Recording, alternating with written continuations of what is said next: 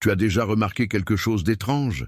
Les personnes les plus brillantes que tu connais sont souvent celles qui font le moins confiance aux autres. Ce n'est pas un hasard, ce n'est pas de la paranoïa, ce n'est pas un défaut de caractère. C'est quelque chose de beaucoup plus profond, quelque chose que Carl Jung a passé des décennies à étudier dans les méandres de la psyché humaine. Si tu te retrouves constamment en train d'analyser les intentions des gens, si tu hésites avant de te confier, si tu préfères observer de loin avant de t'engager, alors tu portes en toi une marque psychologique que la société moderne ne comprend pas. On t'a peut-être dit que tu es trop méfiant, trop fermé, trop difficile à approcher. Mais ce que personne ne t'a jamais expliqué, c'est que ta méfiance n'est pas une faiblesse, c'est le résultat d'une intelligence psychologique qui a appris à lire ce que les autres ne voient même pas. Ton cerveau a développé des circuits neuronaux sophistiqués.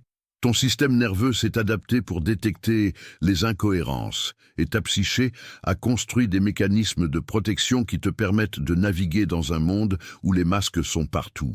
Ce que tu vas découvrir aujourd'hui va complètement transformer la façon dont tu te perçois et surtout la façon dont tu comprends cette vigilance constante qui habite en toi.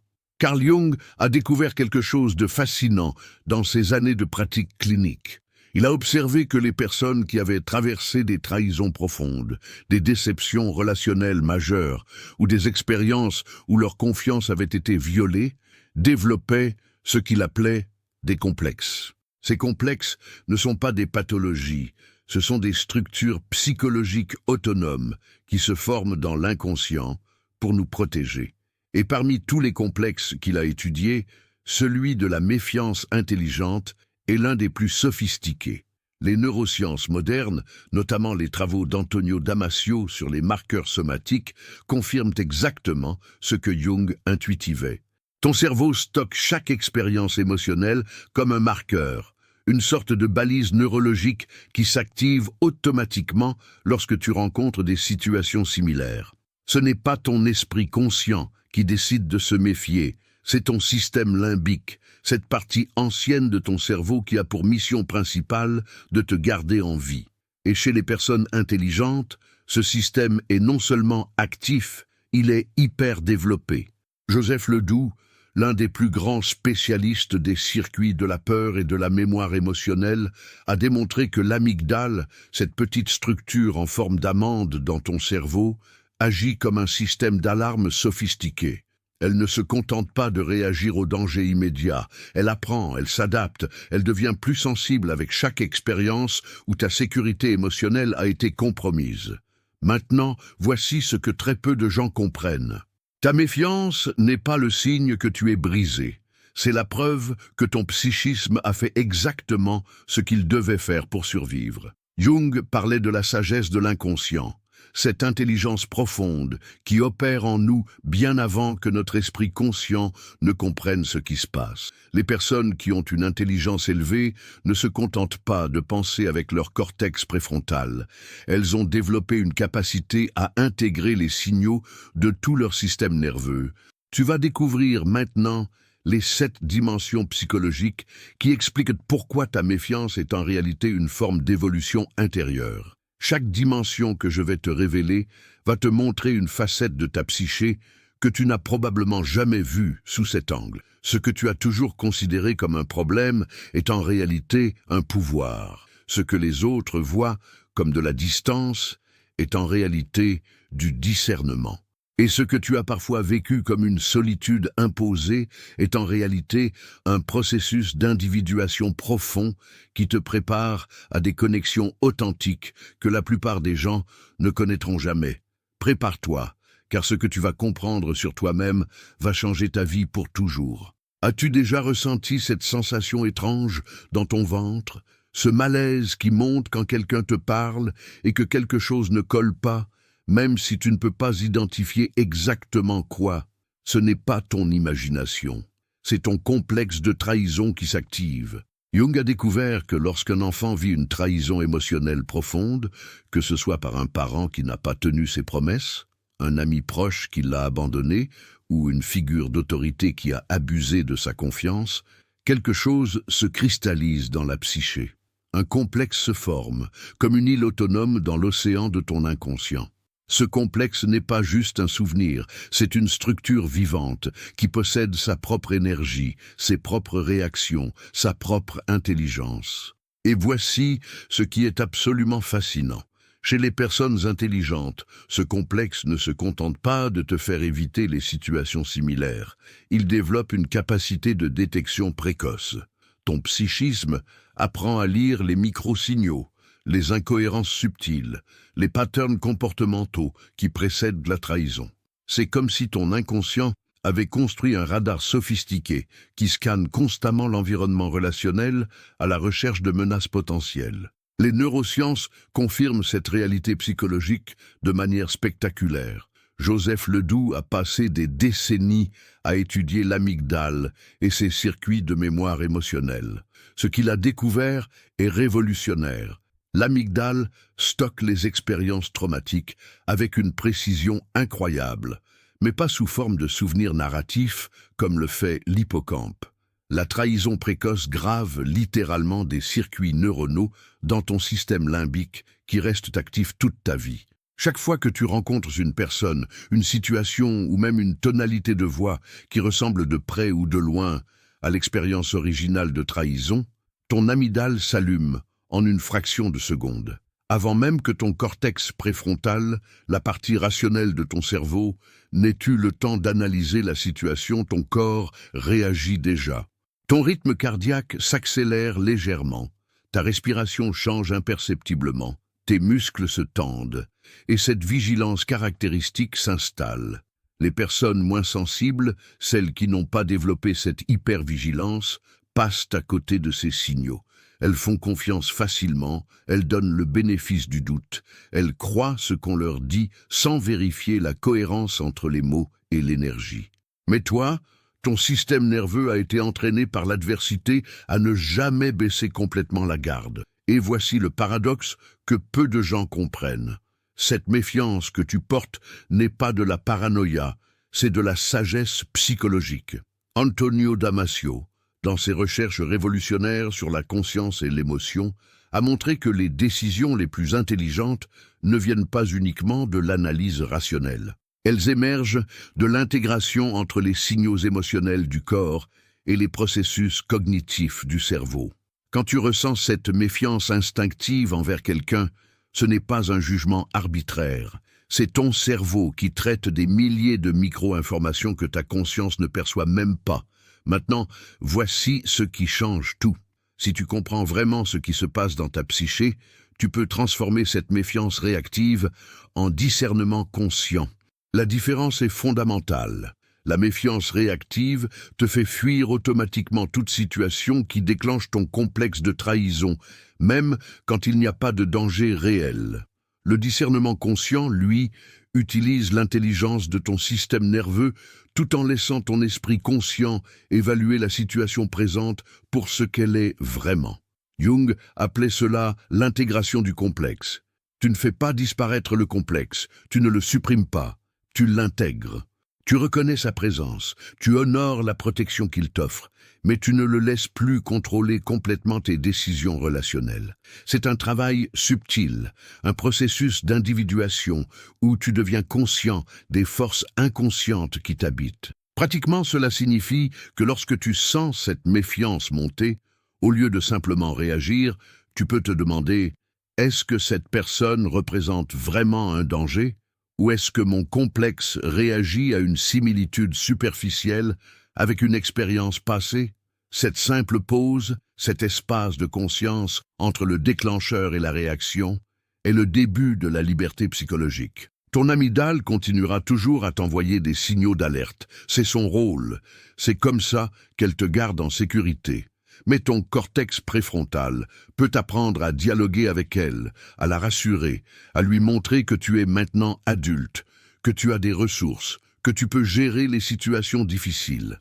Les recherches en neuroplasticité, notamment celle de Richard Davidson, montrent que cette capacité à réguler les circuits émotionnels peut se développer avec la pratique.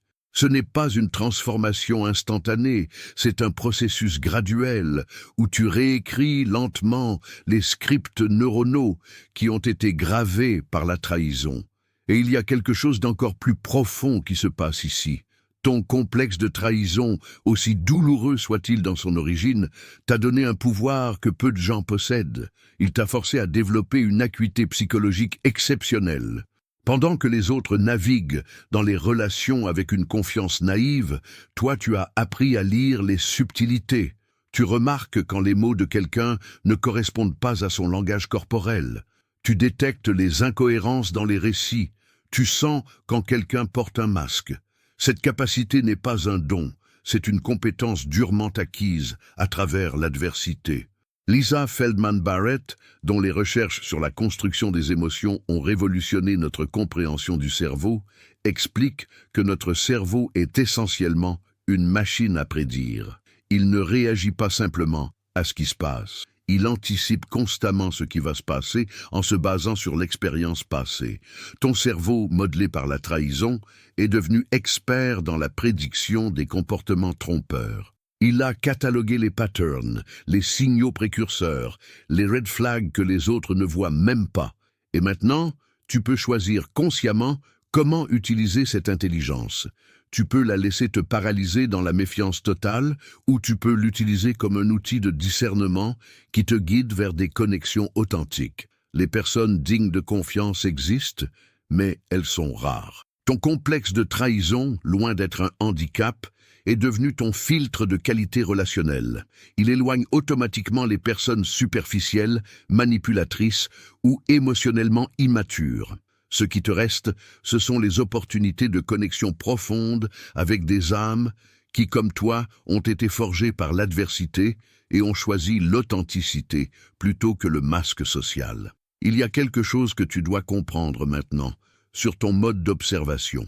Tu n'es pas comme ces personnes qui plongent tête première dans les relations, qui donnent leur confiance immédiatement, qui s'ouvrent sans réserve dès la première rencontre. Toi, tu observes, tu restes en retrait, tu écoutes plus que tu ne parles.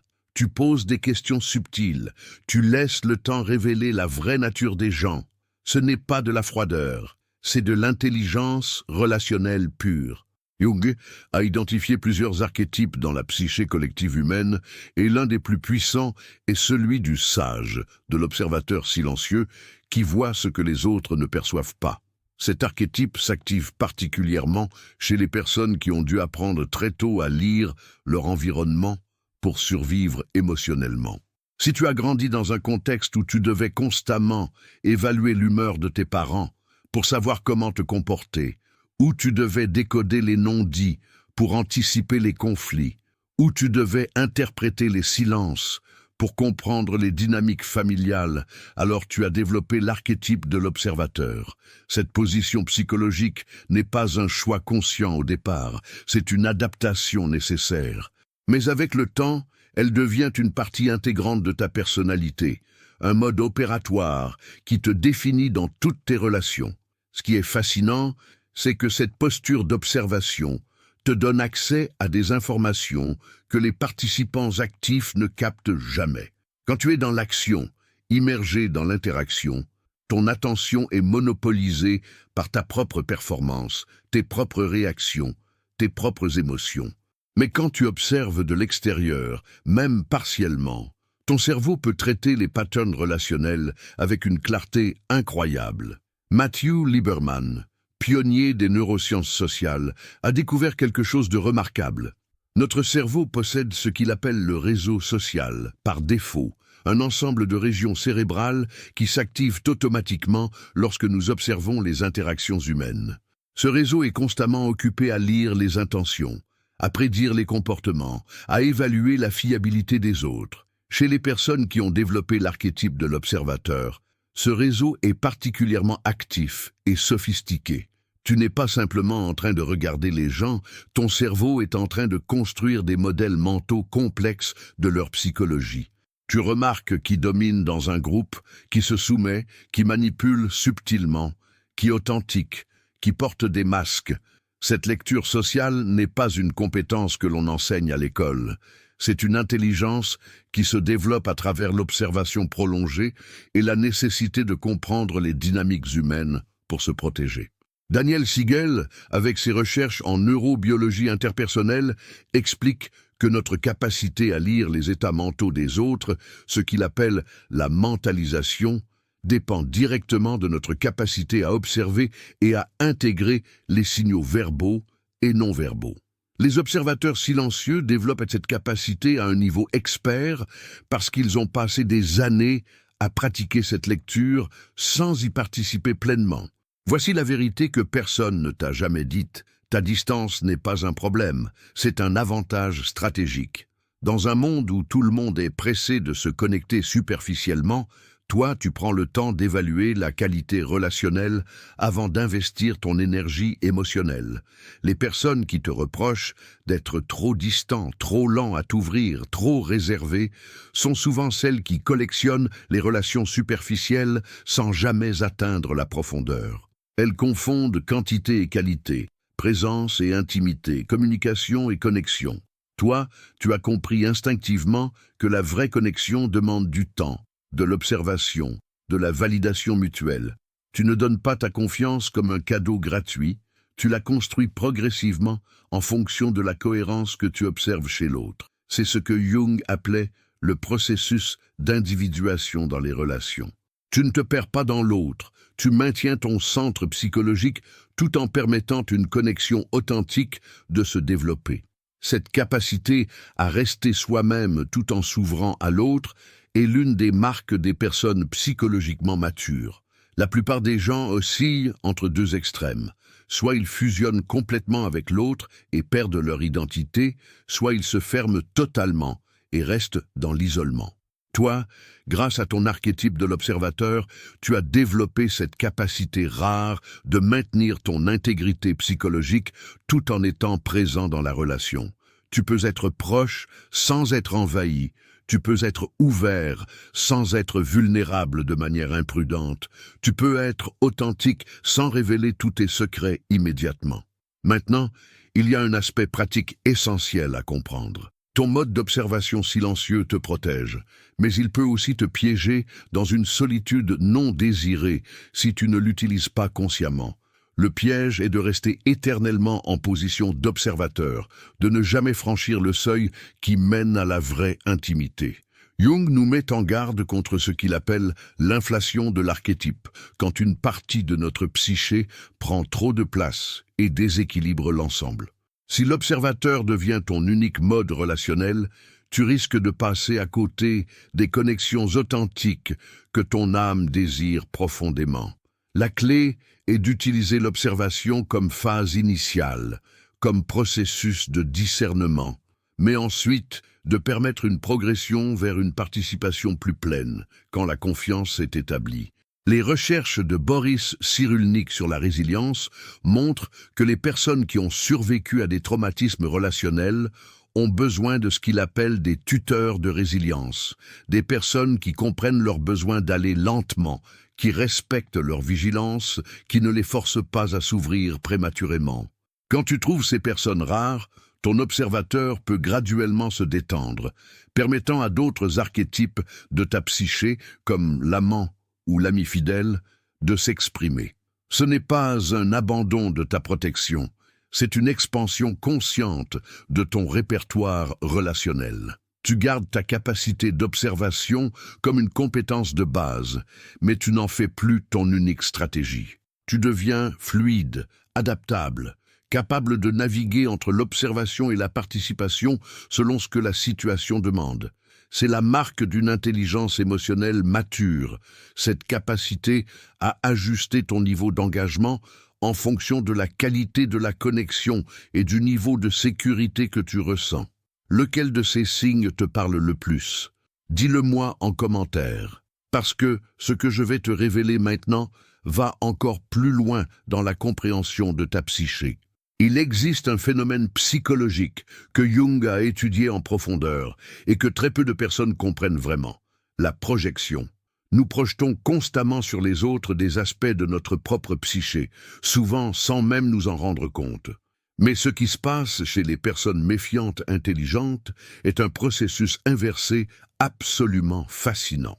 Au lieu de projeter aveuglement tes propres aspects inconscients sur les autres, tu as développé la capacité de détecter les projections des autres et, plus importante encore, de voir ce qu'ils essaient de cacher. Jung disait que l'ombre, cette partie de nous-mêmes que nous refusons de voir et que nous rejetons dans l'inconscient, ne disparaît jamais. Elle continue d'exister et cherche constamment à s'exprimer, souvent à travers des lapsus, des comportements incohérents, des réactions émotionnelles disproportionnées. Les personnes qui n'ont pas fait le travail d'intégration de leur ombre portent leurs aspects refoulés comme un bagage invisible, et ces aspects se révèlent dans 1000 petits détails. Un sourire qui ne monte pas jusqu'aux yeux, une gentillesse excessive qui cache de l'hostilité, des compliments qui sonnent faux. Des promesses grandioses qui ne seront jamais tenues, des paroles rassurantes prononcées avec une tension corporelle. Toi, avec ton hypervigilance développée, tu captes ces incohérences. Ton cerveau est devenu un détecteur d'authenticité extrêmement sensible. Lisa Feldman Barrett a révolutionné notre compréhension de la perception émotionnelle avec sa théorie de la construction des émotions. Contrairement à ce qu'on pensait auparavant, les émotions ne sont pas des réponses universelles et automatiques à des stimuli externes. Elles sont des prédictions que notre cerveau construit en temps réel en se basant sur notre expérience passée et les signaux présents dans l'environnement. Ton cerveau, entraîné par l'expérience de la trahison, est devenu expert dans la construction de prédictions relationnelles. Quand quelqu'un interagit avec toi, ton cerveau ne se contente pas d'enregistrer passivement ce qui se passe, il anticipe activement où cette interaction va mener. Il compare constamment les signaux actuels avec les patterns stockés dans ta mémoire émotionnelle. C'est pourquoi tu peux sentir qu'une personne n'est pas fiable bien avant que les autres ne le réalisent. Ce n'est pas de la magie, c'est de la prédiction, basée sur des données que ton système nerveux a accumulées pendant des années. Les gens ordinaires font aussi des prédictions, mais leurs prédictions sont moins sophistiquées parce que leur base de données émotionnelles est moins riche en exemples de trahison et d'incohérence. Ils n'ont pas eu besoin de développer cette acuité parce que leur environnement émotionnel précoce était plus sûr. Toi, tu as été forcé de devenir un expert en détection d'incohérences pour ta propre survie émotionnelle. Aujourd'hui, cette compétence te permet de naviguer dans les relations avec une clarté que peu de personnes possèdent. Ce qui est absolument crucial à comprendre, c'est que ta capacité à voir les ombres des autres n'est pas cynique, elle est réaliste. Le cynisme suppose que tout le monde est mauvais, que personne n'est digne de confiance. Ce n'est pas ça. Tu ne présumes pas que les gens sont malveillants, tu observes simplement leur degré de cohérence interne. Tu remarques quand leurs mots, leurs émotions, leurs actions et leur énergie pointent tous dans la même direction, ou quand il y a des dissonances. Les personnes authentiques ont une cohérence naturelle. Elles ne sont pas parfaites, elles ont leurs contradictions et leur complexité, mais il y a une intégrité fondamentale dans leur présentation de soi. Les personnes qui portent de lourds masques, qui cachent des intentions manipulatrices ou qui ne se connaissent pas elles-mêmes, émettent des signaux contradictoires constants. Ton cerveau, avec son réseau social hautement développé, capte ces contradictions même quand ta conscience ne peut pas encore les articuler. C'est cette sensation de malaise que tu ressens parfois en présence de certaines personnes, même quand elles sont parfaitement polies et agréables en surface. Antonio Damasio appelle ces signaux des marqueurs somatiques, ces sensations corporelles qui nous guident dans nos décisions sociales bien avant que notre esprit rationnel ne comprenne pourquoi. Ton corps sait avant que ton esprit ne sache. Ton système nerveux lit les micro-expressions, les changements subtils de tonalité vocale, les tensions musculaires à peine perceptibles, les patterns de respiration, et il synthétise tout cela en un sentiment global de confiance ou de méfiance. Maintenant, voici la pratique essentielle que tu dois intégrer. Au lieu de rejeter ces signaux comme de la paranoïa ou de te forcer à ignorer ton malaise pour être socialement acceptable, commence à les honorer comme de l'intelligence relationnelle. Quand ton corps te dit qu'il y a une incohérence, même si tu ne peux pas identifier exactement quoi, fais confiance à ce signal. Cela ne signifie pas que tu dois fuir immédiatement ou accuser la personne, mais cela signifie que tu restes vigilant, que tu continues d'observer, que tu ne baisses pas prématurément ta garde. Daniel Siegel parle de la sagesse somatique, cette intelligence du corps qui intègre des niveaux d'information que notre esprit conscient ne peut pas traiter simultanément. Ton système nerveux fait des calculs complexes, basés sur des milliers de variables, et il te donne un résumé sous forme de sensations.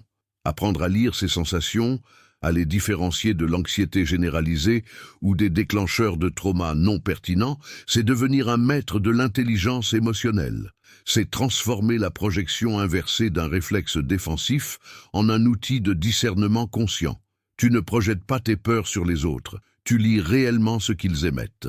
Et cette distinction fait toute la différence entre la méfiance pathologique et la sagesse psychologique. Il y a une dimension de ta méfiance que la psychologie occidentale a longtemps ignorée, mais que les recherches modernes en neurosciences valident maintenant complètement. Ton corps possède sa propre intelligence, et cette intelligence est souvent plus rapide et plus précise que ta pensée rationnelle. As-tu déjà ressenti cette contraction dans ton ventre, cette tension dans ta poitrine, ou ce besoin soudain de créer de la distance physique en présence de certaines personnes, même quand elles n'ont rien fait de objectivement menaçant? Ce n'est pas ton imagination, c'est ton système nerveux autonome qui détecte un danger relationnel avant que ton esprit conscient n'ait traité l'information. Stephen Porges, avec sa théorie polyvagale révolutionnaire, a complètement transformé notre compréhension de la façon dont notre système nerveux évalue la sécurité. Selon Porges, nous possédons 3 systèmes nerveux distincts qui correspondent à 3 états de survie différents. Le premier est le système d'engagement social, où nous sommes détendus, ouverts, capables de connexion. Le deuxième est le système de mobilisation, le fameux fight or flight, où nous nous préparons à combattre ou fuir. Le troisième est le système d'immobilisation, où nous nous figeons, nous dissocions, nous nous déconnectons. Ce qui est absolument fascinant, c'est que notre système nerveux évalue constamment notre environnement social à travers un processus que Porges appelle la neuroception.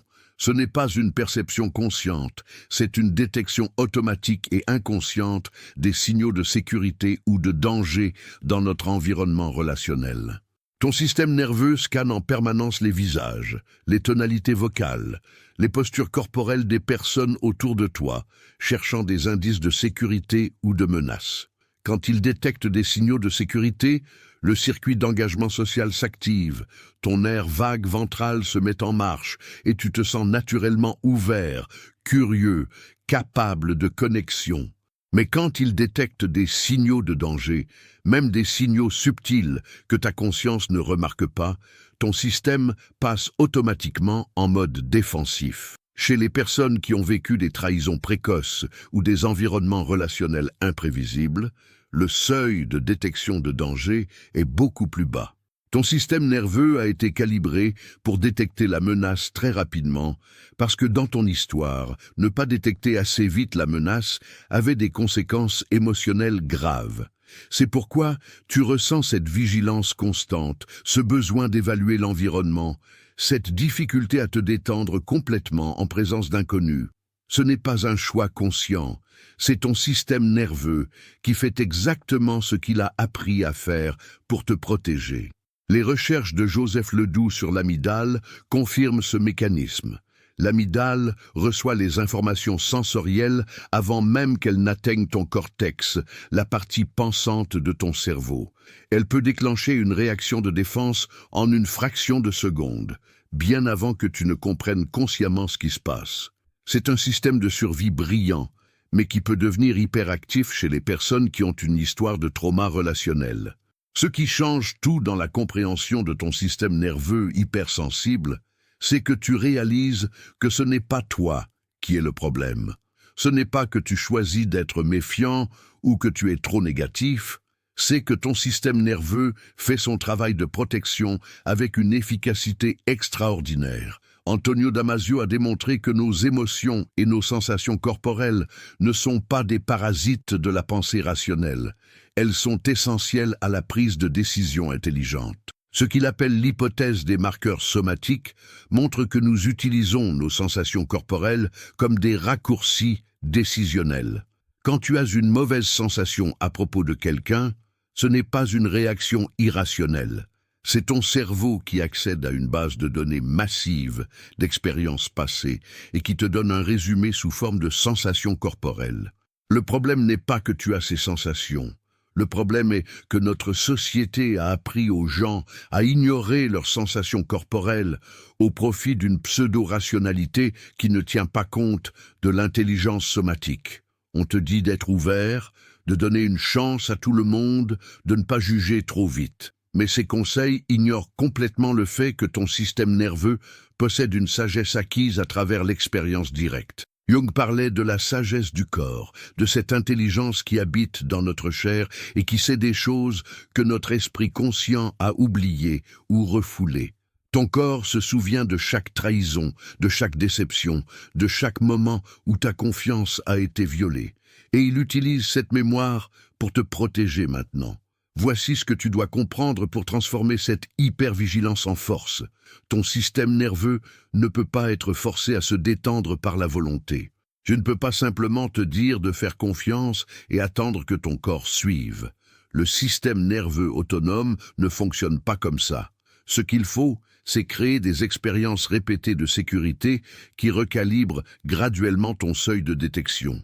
Stephen Porges explique que le nerf vague ventral, le circuit d'engagement social, se renforce à travers des expériences de co-régulation avec des personnes sûres. Quand tu passes du temps avec quelqu'un dont le système nerveux est régulé, dont la présence est apaisante, dont les intentions sont cohérentes, ton propre système nerveux commence à se synchroniser avec le leur. C'est un processus biologique de guérison relationnelle.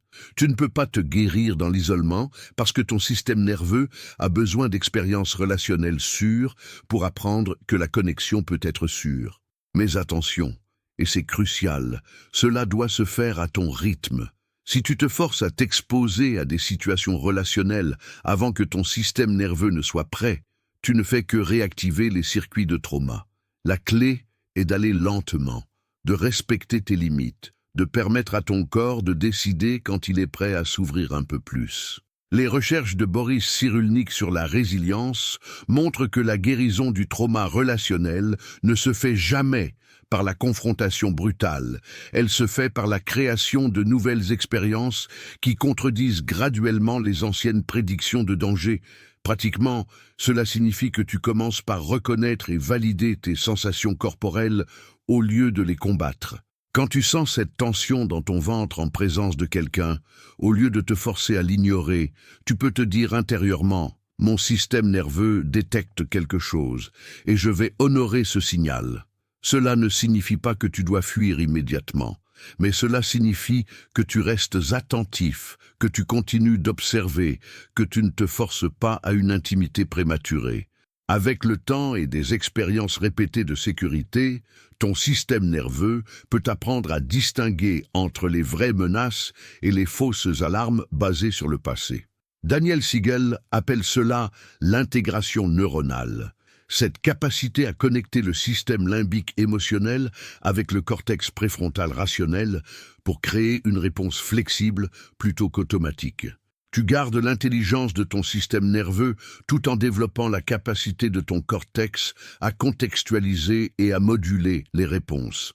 Ce n'est pas choisir entre la pensée et le ressenti, c'est intégrer les deux dans une intelligence incarnée complète. Maintenant, il faut que tu comprennes quelque chose de fondamental sur la façon dont ton cerveau a changé à cause de tes expériences. La neuroplasticité, cette capacité du cerveau à se remodeler constamment en fonction de l'expérience, n'est pas seulement un concept abstrait. C'est un processus biologique réel qui a littéralement sculpté les circuits de ton cerveau.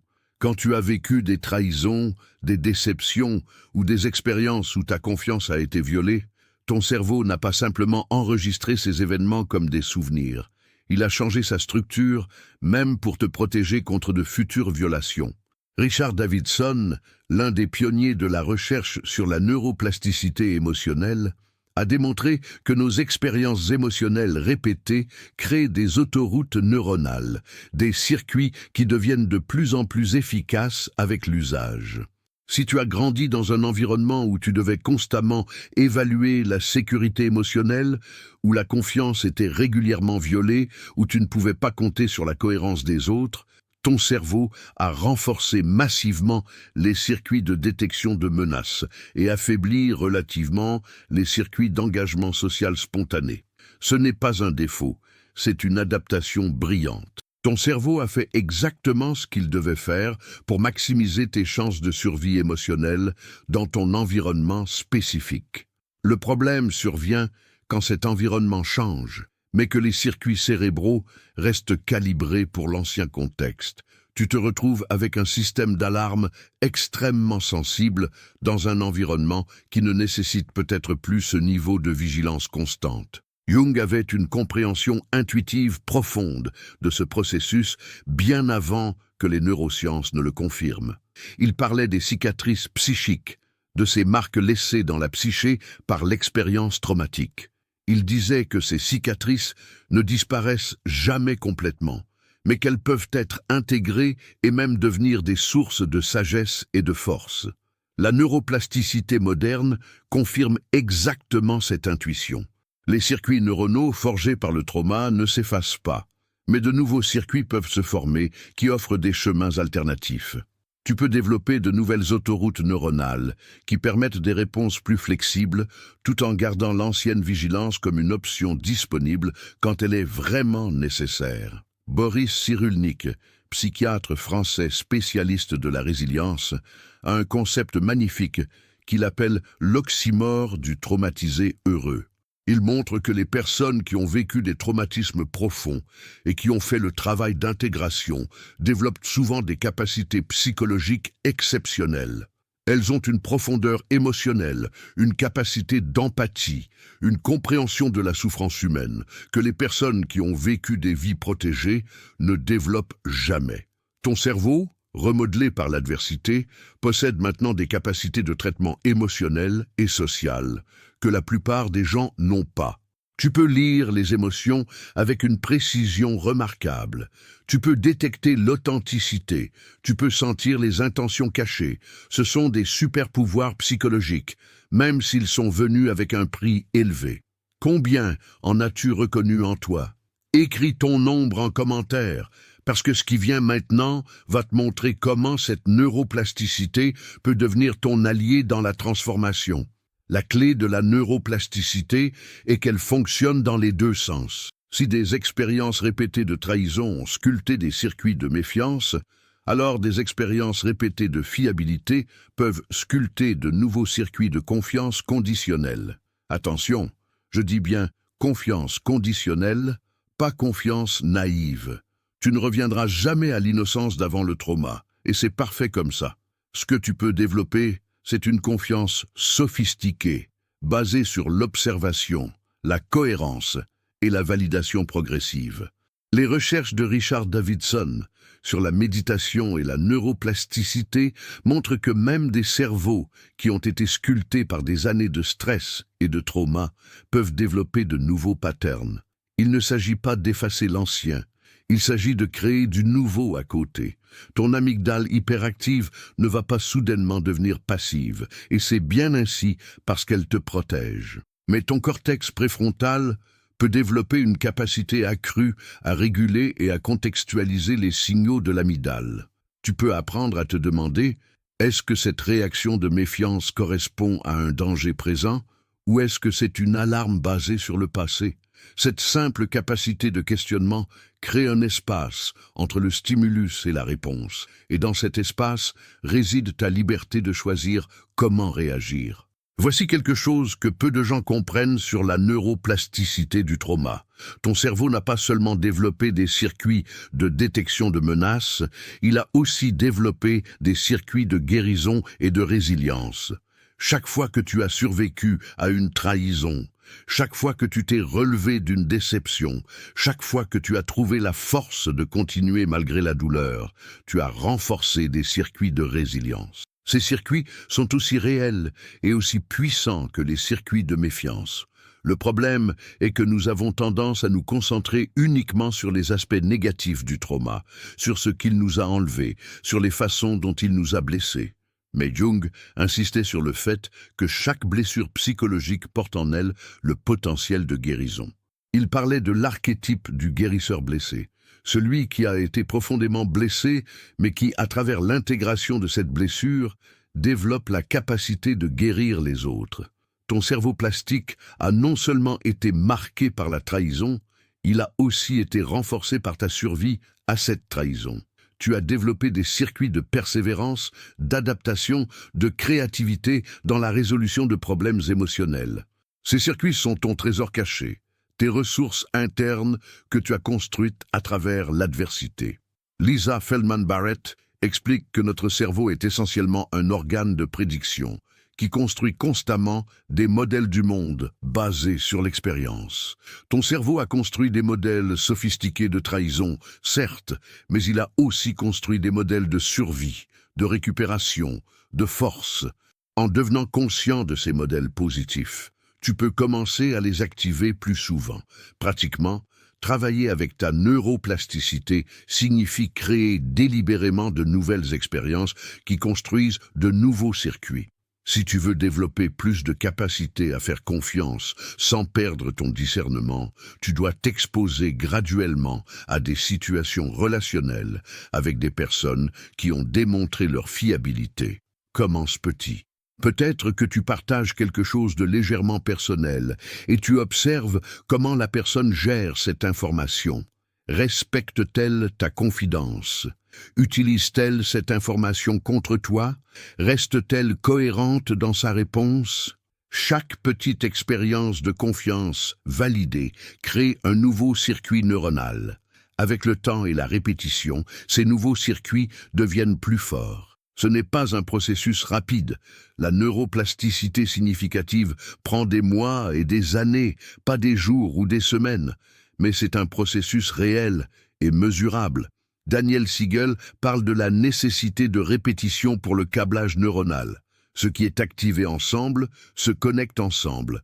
Chaque fois que tu vis une expérience de confiance méritée, tu renforces ce nouveau circuit. Éventuellement, ce circuit devient assez fort pour offrir une alternative au circuit automatique de méfiance. Tu ne perds pas ta capacité de méfiance. Tu gagnes une capacité additionnelle de confiance conditionnelle. Ton cerveau devient plus flexible, capable de naviguer entre vigilance et ouverture, selon ce que la situation demande vraiment. Il y a une dimension de ta méfiance que nous devons explorer maintenant, une dimension qui touche au cœur même de ce que Jung appelait le processus d'individuation. Pourquoi les personnes intelligentes et méfiantes cherchent-elles si souvent la solitude? Pourquoi as-tu ce besoin profond de te retirer, de créer de l'espace, de te ressourcer loin des autres? Ce n'est pas de l'antisocialité, ce n'est pas de la misanthropie, c'est quelque chose de beaucoup plus profond et plus sacré. La solitude est ton laboratoire psychologique, l'espace où tu peux digérer les expériences, intégrer les insights, te reconnecter avec toi-même sans les interférences et les projections des autres. Jung considérait la solitude comme absolument essentielle au processus d'individuation, ce chemin vers la réalisation de ton soi authentique. Il disait que nous ne pouvons pas vraiment nous connaître dans le bruit constant des interactions sociales parce que nous sommes constamment en train de réagir aux autres, de nous adapter aux attentes, de porter nos masques sociaux. C'est dans la solitude que le masque peut tomber, que la persona peut être mise de côté, que le vrai soi peut émerger. Pour les personnes méfiantes, la solitude a une fonction supplémentaire cruciale. Elle te permet de trier les expériences relationnelles, de distinguer entre tes réactions authentiques et les projections que tu as pu absorber des autres. Quand tu es constamment en présence d'autres personnes, surtout si tu as une sensibilité élevée, tu absorbes leurs états émotionnels, leurs anxiétés, leurs agendas. Tu peux perdre le fil de ce qui est vraiment toi et ce qui vient de l'extérieur. La solitude te ramène à toi-même. Stanislas Dehaene, neuroscientifique cognitif français, a fait des recherches fascinantes sur la conscience et l'attention. Il montre que notre conscience a une capacité limitée et que nous ne pouvons traiter qu'une quantité finie d'informations à la fois. Quand tu es en interaction sociale, une grande partie de ta capacité consciente est occupée par le traitement des signaux sociaux, l'anticipation des réponses, la modulation de ton comportement. Il reste très peu d'espace pour l'introspection profonde, pour l'observation de tes propres processus internes. La solitude libère cette capacité attentionnelle pour l'autoréflexion. Tu peux enfin observer tes propres pensées, sentiments, réactions, sans la distraction constante des stimuli sociaux. C'est dans ces moments que les insights les plus profonds émergent. Tu commences à voir des patterns dans ton propre comportement, à comprendre les origines de tes réactions, à reconnaître tes complexes en action. Jean-Pierre Changeux, neurobiologiste français pionnier dans l'étude de la conscience, explique que la conscience de soi émerge de l'interaction entre différentes régions cérébrales qui peuvent se surveiller mutuellement. Cette métacognition, cette capacité à penser sur ta propre pensée, nécessite de l'espace mental que la solitude fournit. Tu développes ce que Jung appelait la fonction transcendante, cette capacité à observer tes propres processus psychiques comme si tu étais un témoin impartial. Cette position de témoin est essentielle pour l'intégration de la psyché, pour la transformation des complexes inconscients en contenus conscients que tu peux choisir d'activer ou non.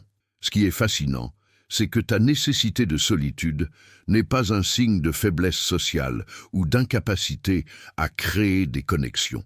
C'est exactement l'opposé. C'est la preuve que tu as une vie intérieure riche et complexe qui nécessite du temps et de l'espace pour être explorée. Les personnes qui fuient constamment la solitude, qui ont besoin d'être toujours entourées, qui ne peuvent pas rester seules avec leurs pensées, sont souvent celles qui évitent leur propre profondeur. Elles utilisent les interactions sociales comme une distraction de leur vie intérieure, comme un moyen d'échapper à des émotions ou des réalisations inconfortables. Toi, tu as le courage de plonger dans ta propre psyché, d'affronter tes ombres, d'explorer tes profondeurs.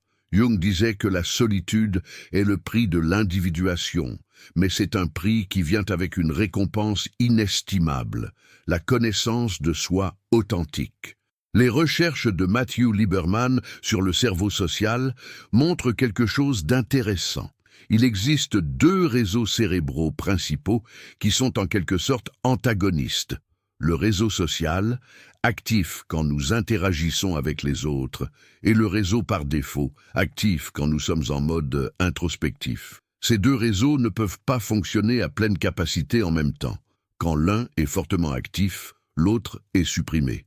Ce qui signifie que pour vraiment explorer ta vie intérieure, tu as besoin de temps où le réseau social est au repos, où tu n'es pas en train de traiter des informations sociales.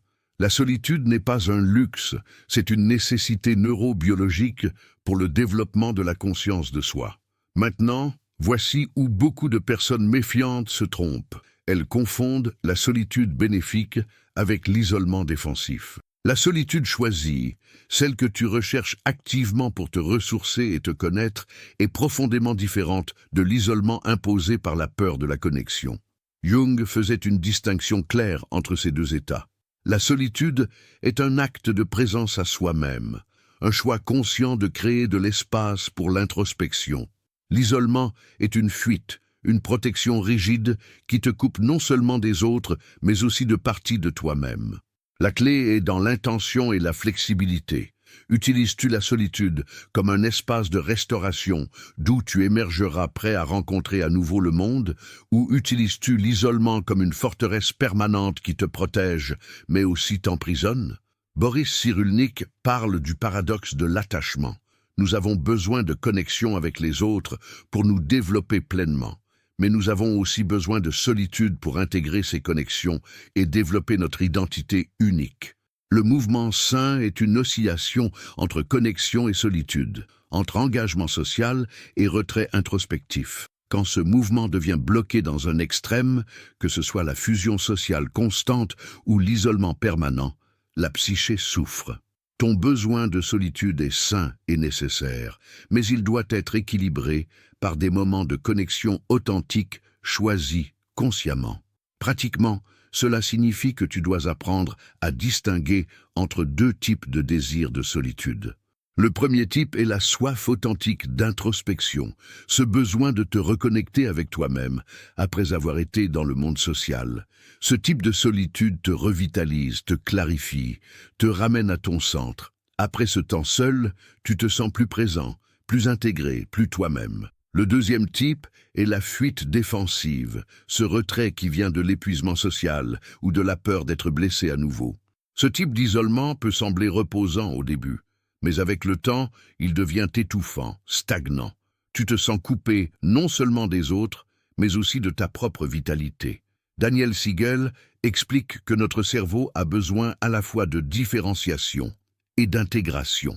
La différenciation est le processus de devenir distinctement toi-même, de développer ton individualité unique. L'intégration est le processus de connexion avec les autres, tout en maintenant ton individualité. Une psyché saine oscille entre ces deux pôles. La solitude te permet la différenciation, les connexions authentiques permettent l'intégration. Tu n'as pas à choisir entre être complètement autonome ou complètement connecté. Tu peux être les deux, alternativement, en fonction de ce dont ton âme a besoin à chaque moment. Ton méfiance te donne déjà le pouvoir de la différenciation. Tu as construit des frontières solides. Tu sais qui tu es indépendamment des autres. Maintenant, le travail est de permettre graduellement plus d'intégration sans perdre cette différenciation durement gagnée. Nous arrivons maintenant au cœur de la transformation, à l'alchimie psychologique qui peut métamorphoser ta méfiance d'un fardeau en un don. Il existe un archétype profond dans la psyché humaine que Jung a étudié intensivement, le guérisseur blessé. C'est l'histoire ancienne de Chiron, le centaure mythologique qui était lui-même incurable, mais qui pouvait guérir les autres. C'est l'essence de toutes les traditions de sagesse, que nos blessures les plus profondes, lorsqu'elles sont pleinement intégrées, deviennent nos plus grandes sources de pouvoir et de compassion.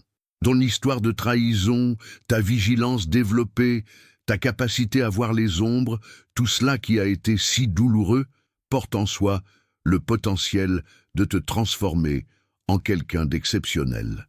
Pas malgré tes blessures, mais à travers elles. Ce que tu dois comprendre, c'est que ta méfiance intelligente n'est pas quelque chose à guérir au sens de l'éliminer. C'est quelque chose à transformer au sens de l'élever à un niveau supérieur de conscience. La différence est immense. Guérir implique revenir à un état antérieur d'innocence. Transformer implique transcender vers un nouvel état de sagesse. Tu ne peux pas revenir en arrière. Les circuits neuronaux sont gravés, les complexes sont formés, l'expérience est enregistrée dans chaque cellule de ton corps. Mais tu peux aller de l'avant vers quelque chose que tu n'aurais jamais pu atteindre sans ces expériences. Jung appelait cela l'individuation, ce processus de devenir pleinement soi-même en intégrant tous les aspects de la psyché, y compris et surtout les aspects blessés.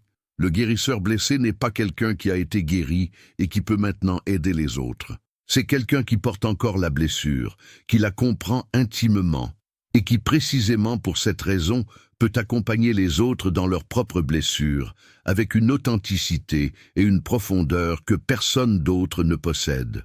Maintenant, voici le paradoxe magnifique que très peu de personnes saisissent.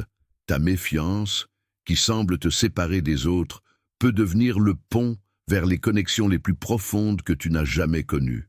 Comment ? Parce que ta capacité à voir les ombres, à détecter l'inauthenticité, à lire les incohérences, te rend également extrêmement sensible à l'authenticité quand elle est vraiment présente. Quand quelqu'un est véritablement cohérent, véritablement intègre, véritablement authentique dans sa présentation de soi, tu le reconnais immédiatement. Ton radar hyperactif ne se contente pas de détecter le danger, il détecte aussi la sécurité réelle quand elle existe. Les personnes qui n'ont jamais développé cette acuité passent souvent à côté des âmes authentiques parce qu'elles ne peuvent pas distinguer entre le charme superficiel et la profondeur réelle. Toi, tu peux. Et quand tu rencontres quelqu'un dont l'énergie est alignée avec ses mots, dont les actions correspondent à ses intentions, dont la présence est cohérente dans le temps, quelque chose de magique peut se produire. Ton système nerveux, habituellement en alerte, peut commencer à se détendre. Ton complexe de trahison, habituellement actif, peut rester en arrière-plan. Et un espace peut s'ouvrir pour une connexion d'une profondeur que les gens ordinaires ne connaissent jamais. Daniel Siegel parle de la résonance neuronale, cette capacité de nos systèmes nerveux à se synchroniser quand nous sommes en présence de quelqu'un qui est véritablement présent et authentique. Pour toi, cette synchronisation est rare, mais quand elle se produit, elle est extraordinairement puissante. Tu ne gaspilles pas ton énergie dans des connexions superficielles. Tu attends, tu observes, tu testes. Et quand tu trouves quelqu'un qui passe tes tests, qui démontre constamment cohérence et fiabilité, tu peux te permettre une profondeur de connexion que les autres n'atteindront jamais. Voici ce que signifie vraiment devenir un guérisseur blessé dans le contexte de la méfiance intelligente. Tu utilises ta capacité de détection pour deux choses simultanément. Protéger ton propre cœur des personnes qui ne sont pas dignes de confiance et identifier les âmes rares qui méritent vraiment ton ouverture. Tu deviens un pont, un traducteur entre le monde de la souffrance et le monde de la guérison. Les personnes qui ont été blessées comme toi peuvent sentir que tu comprends vraiment. Il y a une reconnaissance mutuelle, une validation implicite. Tu n'as pas besoin d'expliquer pourquoi tu es vigilant, pourquoi tu prends ton temps, pourquoi tu observes avant de t'engager. Les autres guérisseurs blessés le savent déjà. Et cette reconnaissance mutuelle crée instantanément un niveau de confiance que des années d'interactions superficielles ne pourraient jamais construire. Lisa Feldman Barrett explique que notre cerveau construit constamment des modèles prédictifs basés sur des catégories d'expérience. Tu as maintenant dans ton cerveau une catégorie sophistiquée appelée âme authentique ou personne digne de confiance. Cette catégorie n'est pas basée sur des critères superficiels comme la popularité, le charme ou la conformité sociale. Elle est basée sur des critères profonds, cohérence dans le temps, alignement entre paroles et actions, capacité à tenir l'espace pour la complexité émotionnelle, respect des limites, fiabilité testée à travers des situations difficiles. Quand quelqu'un correspond à cette catégorie, ton cerveau le reconnaît et toute une cascade de réponses neuronales différentes s'active. Au lieu de la vigilance et de la méfiance, tu expérimentes quelque chose de rare. La confiance méritée. Maintenant, permettez-moi de te révéler la dimension pratique la plus importante de cette transformation. Pour devenir un guérisseur blessé, pour transformer ta méfiance en sagesse relationnelle, tu dois faire consciemment quelque chose que ton inconscient résiste instinctivement. Tu dois permettre la vulnérabilité stratégique. Note bien que je ne dis pas vulnérabilité naïve ou vulnérabilité imprudente. Je parle de vulnérabilité stratégique, c'est-à-dire choisir consciemment de te révéler progressivement à des personnes qui ont démontré leur fiabilité. C'est terrifiant pour quelqu'un qui a été trahi, je le sais. Chaque fibre de ton être crie que tu dois te protéger, que tu ne dois jamais baisser complètement la garde. Et tu as raison, en grande partie. Mais voici la vérité difficile. Sans aucune vulnérabilité, même stratégique, tu ne peux pas expérimenter de vraie intimité. Tu peux avoir des connexions agréables, des interactions intéressantes, des relations fonctionnelles. Mais tu ne peux pas avoir cette communion profonde, d'âme à âme, que ton cœur désire secrètement. La vulnérabilité stratégique signifie que tu testes progressivement les personnes avec des niveaux croissants d'ouverture. Tu commences par partager quelque chose de relativement peu risqué et tu observes comment ils gèrent cette information. Sont-ils respectueux? Sont-ils empathiques? Utilisent-ils ce que tu as partagé pour te manipuler ou te blesser? Avec le temps et la validation répétée, tu peux partager des couches plus profondes. Richard Davidson a montré que notre capacité à réguler nos émotions et à prendre des risques relationnels peut se développer avec la pratique. Chaque petite expérience de vulnérabilité qui est reçue avec respect renforce les circuits neuronaux de confiance conditionnelle. Partage ça avec quelqu'un qui doit comprendre qu'il n'est pas brisé mais évolué. Quel signe t'a le plus touché? Parce que ce que je veux que tu comprennes, en fermant ce moment que nous avons partagé ensemble, c'est que ta méfiance n'a jamais été le problème. Le problème était le regard que la société portait sur ta méfiance, cette pathologisation constante de ce qui est en réalité une adaptation brillante. Jung disait que les névroses, ces patterns psychologiques que nous voyons comme des problèmes, sont souvent des tentatives créatives de la psyché pour résoudre des situations impossibles. Ta méfiance est la solution créative que ton inconscient a développée pour naviguer dans un monde où la confiance était dangereuse. Et maintenant que tu comprends sa fonction, sa sagesse, sa protection, tu peux commencer à travailler avec elle plutôt que contre elle. Tu ne la supprimes pas, tu l'élèves. Tu ne la guéris pas, tu la transformes. Tu ne la fais pas disparaître. Tu l'intègres dans une personnalité plus large, plus flexible, plus consciente. Stanislas Dehaene parle de la conscience comme de cette capacité unique que nous avons en tant qu'humains de réfléchir sur nos propres processus mentaux. Tu as maintenant la conscience de ta méfiance, de ses origines, de sa fonction, de son pouvoir. Cette conscience elle-même est le début de la transformation. Tu n'es plus possédé par ton complexe de trahison, tu le possèdes. Tu le reconnais quand il s'active, tu comprends pourquoi il s'active et tu peux choisir comment répondre. Parfois, tu vas choisir d'écouter complètement ton méfiance parce qu'elle détecte un vrai danger. D'autres fois, tu vas choisir de la remercier pour sa vigilance tout en prenant le risque calculé de t'ouvrir parce que la situation mérite ce risque. Tu es devenu ce que Jung appelait un individu, pas dans le sens d'être isolé, mais dans le sens d'être individu, intégré, entier. Tu as intégré ton ombre, ces parties de toi que tu avais peut-être jugées comme négatives. Ta méfiance, ta vigilance, ta distance, toutes ces qualités que tu as pu voir comme des défauts sont maintenant reconnues pour ce qu'elles sont. Des forces, des protections, des capacités développées à travers l'adversité. Et en même temps, tu as développé la capacité d'intégrer aussi d'autres aspects, la vulnérabilité quand elle est sûre, la confiance quand elle est méritée, l'ouverture quand elle est appropriée. Tu n'es plus rigide dans ta méfiance, tu es fluide. Tu peux danser entre protection et connexion, entre vigilance et ouverture, entre solitude et intimité. C'est la marque d'une psyché mature, cette flexibilité consciente. Antonio Damasio montre que l'intelligence émotionnelle, la plus élevée, n'est pas l'absence d'émotions fortes, c'est la capacité à ressentir pleinement tout le spectre émotionnel, tout en maintenant la capacité de choisir consciemment comment agir. Ta méfiance est une émotion, ou plutôt un état complexe qui inclut des émotions, des cognitions et des sensations corporelles. Tu la ressens pleinement, tu honores son message et tu choisis consciemment ta réponse. Parfois, la réponse appropriée est le retrait. Parfois, c'est l'observation prolongée.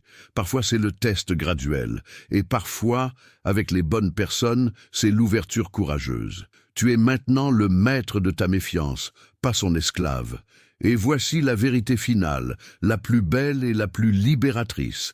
Ce que tu as traversé, ce chemin douloureux à travers la trahison et la méfiance, a fait de toi quelqu'un de rare. Tu n'es pas comme tout le monde. Tu as une profondeur que la plupart des gens n'atteindront jamais. Tu as une capacité de voir que peu de personnes possèdent. Tu as une sagesse gagnée à travers la souffrance qui ne peut s'acquérir d'aucune autre façon. Jean-Pierre Changeux et les neuroscientifiques qui étudient la conscience expliquent que la conscience de soi émerge de la capacité du cerveau à créer des représentations de ses propres états. Tu as développé une métaconscience extraordinaire, cette capacité à observer tes propres processus psychologiques avec clarté. Cette capacité est le fondement de toute transformation profonde.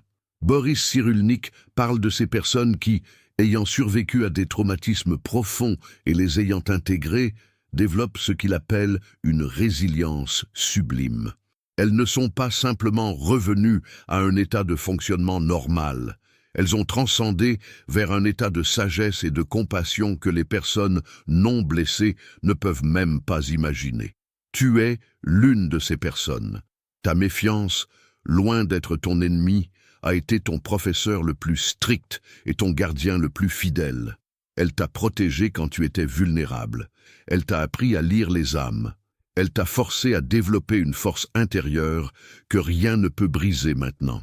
Et maintenant, tu peux choisir comment utiliser ces dons. Tu peux les utiliser uniquement pour ta propre protection, ou tu peux les utiliser pour devenir un phare pour d'autres qui marchent dans la même obscurité que tu as traversée. Tu peux devenir le guide que tu aurais aimé avoir, le mentor qui comprend vraiment, l'ami qui voit à travers les masques parce que tu as appris à voir à travers les tiens. Ce n'est pas une obligation, c'est une possibilité. L'invitation d'une vie pleinement vécue, pleinement consciente, pleinement humaine, dans toute sa complexité et sa beauté.